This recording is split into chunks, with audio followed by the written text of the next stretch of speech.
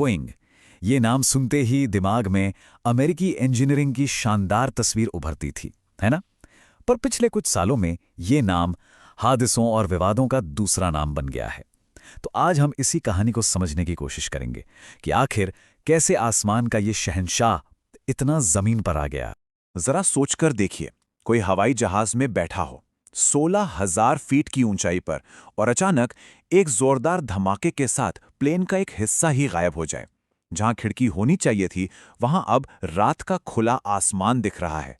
ये किसी फिल्म का सीन नहीं, बल्कि अलास्का एयरलाइंस की उस फ्लाइट में बैठे यात्रियों के लिए एक खौफनाक हकीकत थी।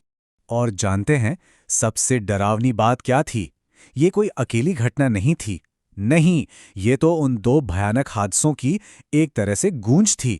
जब 2018 और 2019 में यही 737 मैक्स मॉडल 2 बार क्रैश हुआ था। उन हादसों ने पूरी दुनिया को हिलाकर रख दिया था। तो सवाल यही उठता है कि एविएशन की दुनिया का सरताज, अमेरिकी इंजीनियरिंग का गौरव, आखिर इतनी बड़ी गिरावट का शिकार कैसे हो गया? देखिए, इस गिरावट को समझने के लिए पहले ये जानना जरूरी है कि बोइंग कभी किन ऊंचाइयों पर था।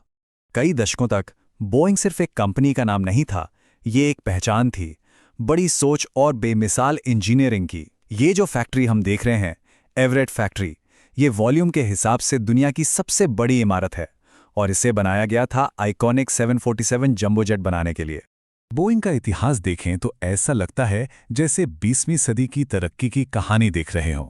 1958 में 707 जेट से कमर्शियल हवाई सफर की शुरुआत की। 1961 में अपोलो प्रोग्राम के सैटर्न 5 रॉकेट बनाने में मदद की। फिर आया 1967 में 737, जो इतिहास का सबसे ज्यादा बिकने वाला जेट बना। और 1969 में शानदार 747 जंबो जेट ने अपनी पहली उड़ान भरी।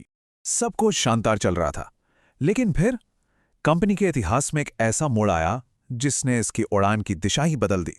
ये मोड़ था 1997 का मर्जर। बोइंग ने अपने सबसे बड़े कॉम्पिटिटर मैकडॉनल्ड डगलस को खरीद लिया, और जो लोग कंपनी को अंदर से जानते हैं, उनका कहना है कि बस यहीं से कंपनी का कल्चर पूरी तरह बदलने लगा। मतलब जो पुरानी बोइंग थी वो इंजीनियर्स की कंपनी थी। उनका फोकस था बेहतरीन और सुरक्षित हवाई जहाज बनाना। पर इस मर्जर के बाद नई बोइंग का फोकस बदल गया। अब पहली प्राथमिकता थी शेयर होल्डर्स को खुश करना, पैसा बनाना और खर्च में कटौती करना। एक डॉक्यूमेंट्री मेकर रॉरी केनेडी ने इसे बहुत अच्छे से समझाया है। उन्होंने कहा, उन पर एक ऐसे ग्रुप ने कब्जा कर लिया था जिसने तय कर लिया था कि वॉल स्ट्रीट ही सब कुछ है। मतलब साफ था, जो पुराने आदर्श थे, जो इंजीनियरिंग को सबसे ऊपर रखते थे, अब वो पीछे छूट रहे थे। और इस नई सोच का सबूत चाहिए तो जरा इस नंबर पर गौर कीजिए, $60 बिलियन।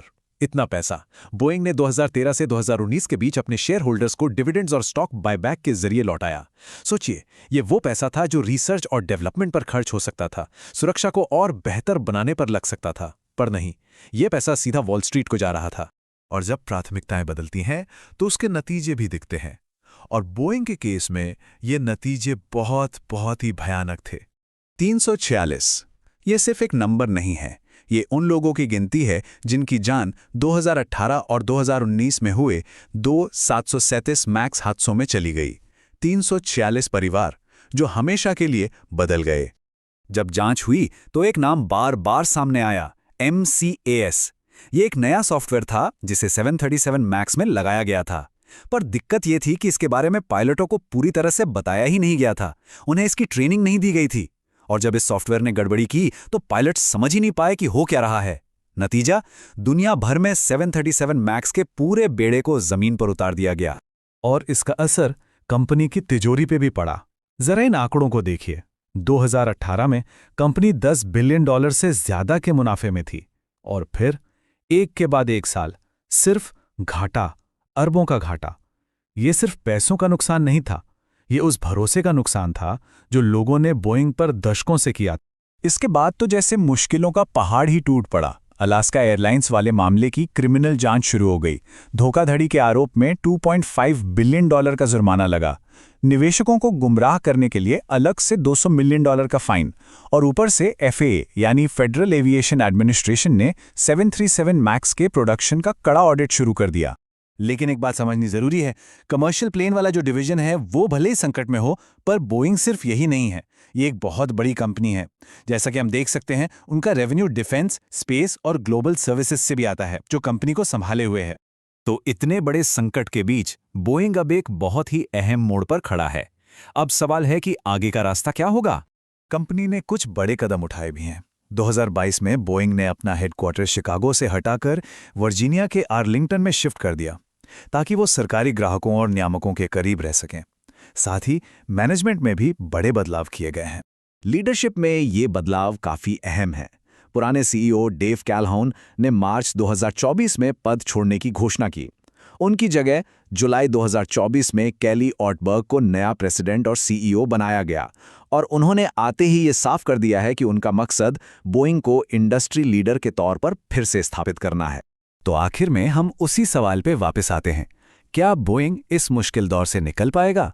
क्या वो अपनी खोई हुई साख, अपनी इंजीनियरिंग की उस विरासत को वापस पा सकेगा? इसका जवाब तो खैर वक्त ही देगा।